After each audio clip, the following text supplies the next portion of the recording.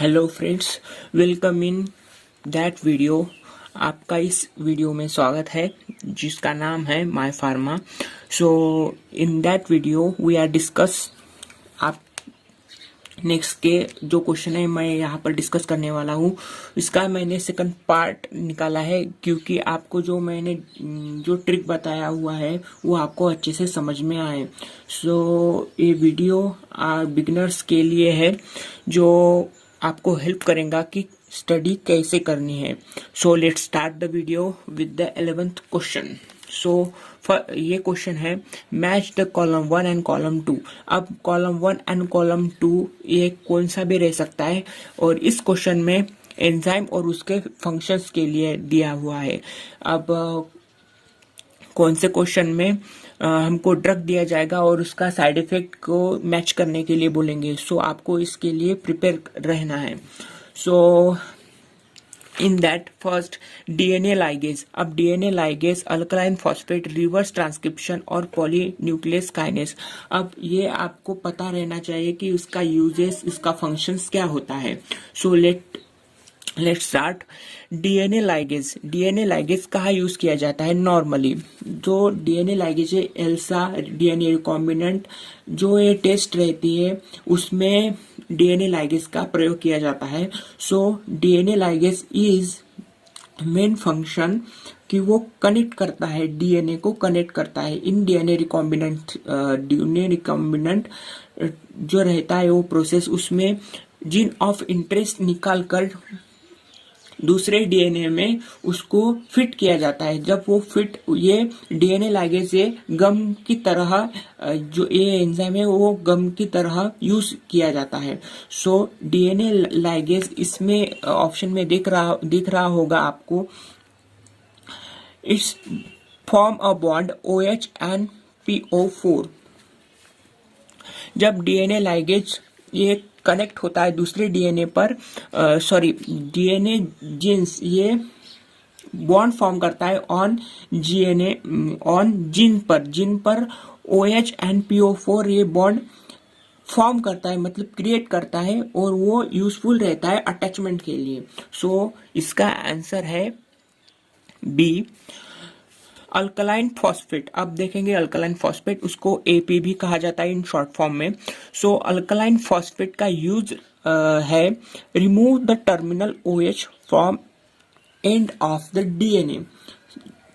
हमारे जो डीएनए रहता है उस डीएनए पर एंड OH और PO4 group and OH group रहता है। सो इसको रिमूव करता है और ये रिमूव इसलिए करता है कि हमारा दूसरा जो जीन ऑफ इंटरेस्ट है वहां पर इजीली अटैच हो जाए।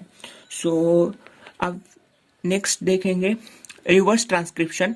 इन रिवर्स ट्रांसक्रिप्शन ये ट्रांसक्रिप्शन जो इन रिवर्स ट्रांसक्रिप्शन आप इसको ऐसे देख सकते हैं, जो इसमें फॉर एग्जांपल अब यहाँ पर ये ऐसा सेल रहता है।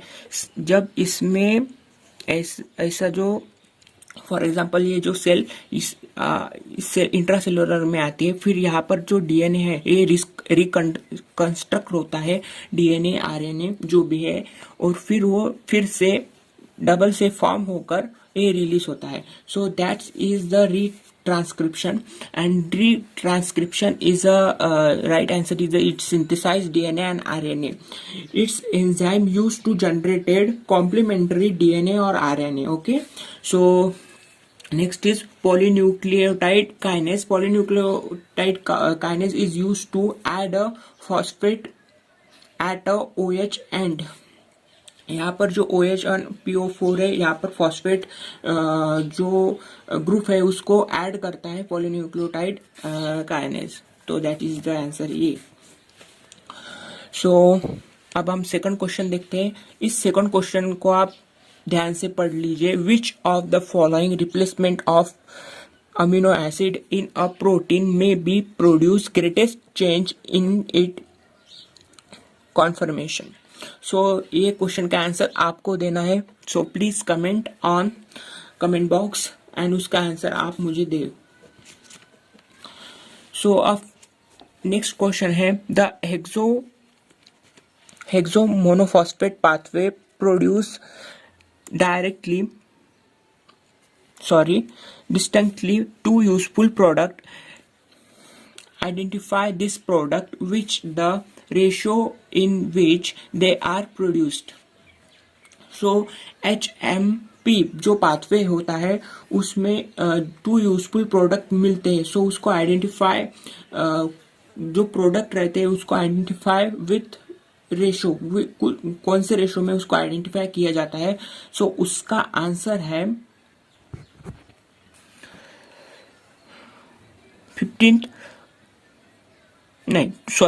25 hydroxy cholecalciferol is the active form of the vitamin. This is the answer of that question.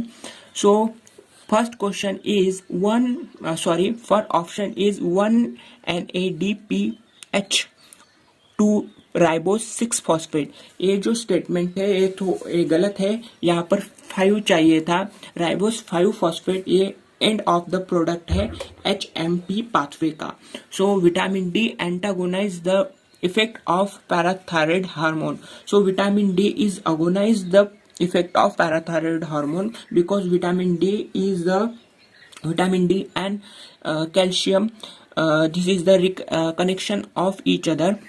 A deficiency of vitamin D cause increase the calcitonin secretion. It is the right statement. ये आप ध्यान में रख सकते हैं. इस पर भी आपको जीपैड पर क्वेश्चन आ सकता है.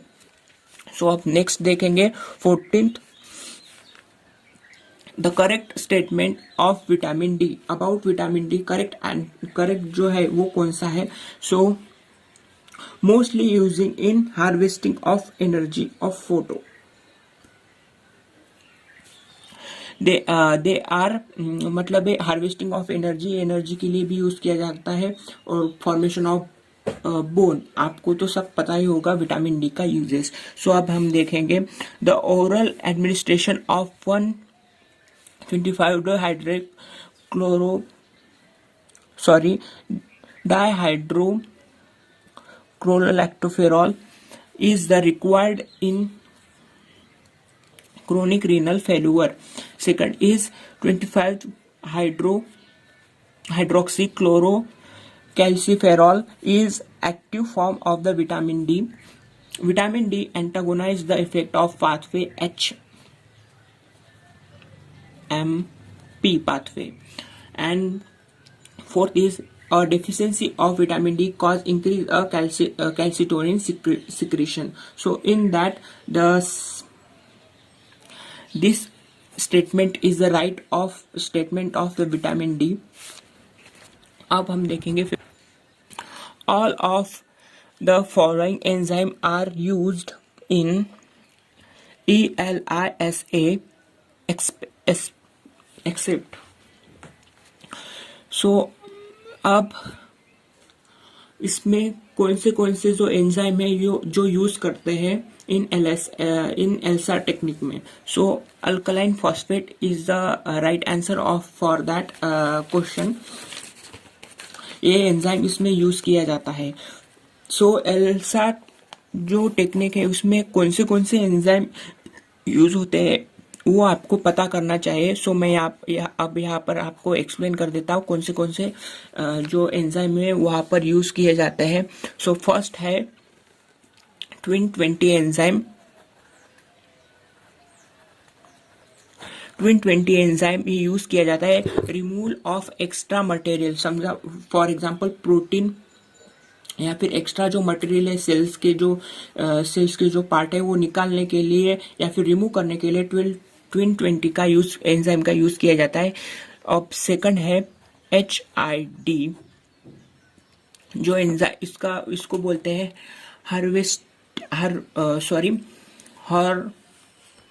हॉर्सर डिश. हॉर्सर डिश इसको कहा जाता है. जो हॉर्सर डिश डाइऑक्साइड ये जो एंजाइम है ये एंजाइम रहता है. और second is AP enzyme. This is the alkaline phosphate enzyme.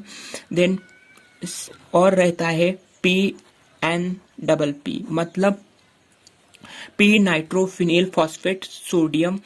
ये भी एंजाइम यूज किया जाता है।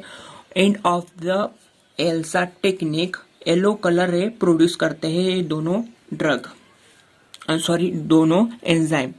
अब हम देखेंगे coagulase enzyme. A coagulase enzyme is use to, और ये यूज किया जाता है कोगुलेशन फॉर्म करने के लिए। और बीटा गैलेक्टोज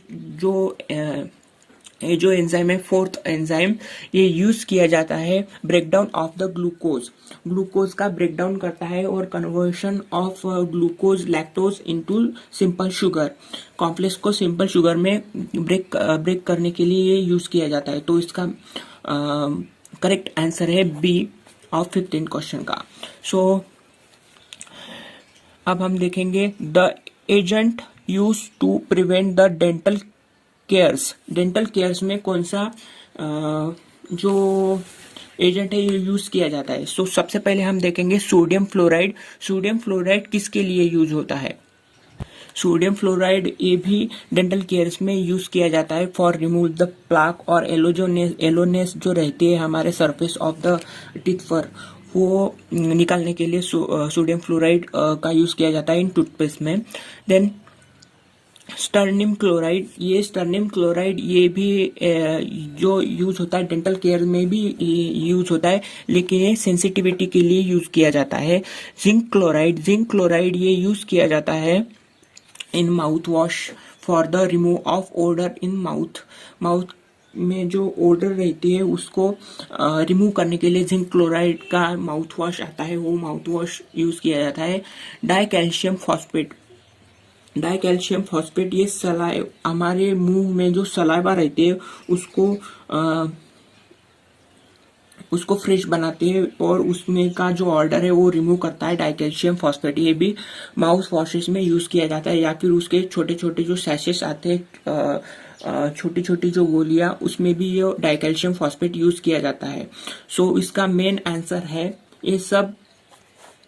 ये सोडियम स्टर्नियम क्लोराइड ये सेंसिटिविटी के लिए यूज किया जाता है। जिंक क्लोराइड माउथ वॉश, और ये भी माउथ वॉश के लिए यूज किया जाता है, लेकिन यहाँ पर डेंटल केयर्स के लिए यूज बताया हुआ है। ये तीनों जो ड्रग है ये अदर सेक्शन में आते हैं, और सोडियम फ्लोराइड ये अदर सेक्शन में आता है। सो इसका आंसर है A for sodium fluoride. Sodium fluoride ये यूज किया जाता है for the remove of plaque on the surface of teeth. सब अब लास्ट क्वेश्चन देखते हैं। What is the software program in use in determination of overlap steric parameter in QSAR। अब इसका आंसर है, अब हम देखेंगे जो सबसे पहले जो कीमोड्रा है। अब हम लेबोरेटरी में जो बड़े बड़े इंडस्ट्री में जो कंस्ट्रक्ट किए जाते हैं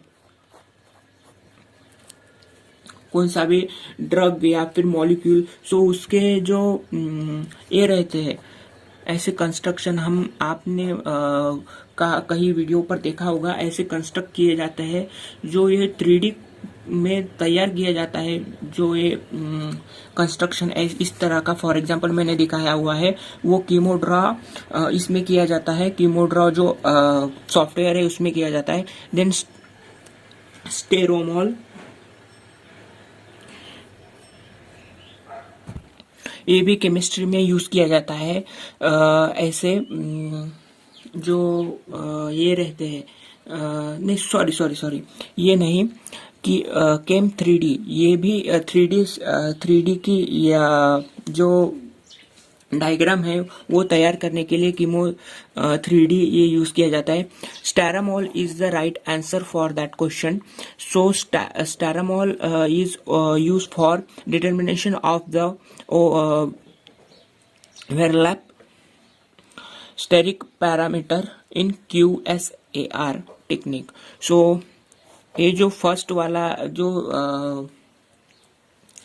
सॉफ्टवेयर है उसमें ये यूज किया जाता है स्केच तैयार करने के लिए। फॉर एग्जांपल जो हम ह्यूमंस का या फिर कोई भी ऐसे स्केच तैयार करते हैं उसमें आई नोज वगैरह रहते हैं, वो स्केच इस ए वाले जो ऑप्शन है उसमें किया जाता है। सो उसका परफेक्ट आंसर है स्टेरेमोल।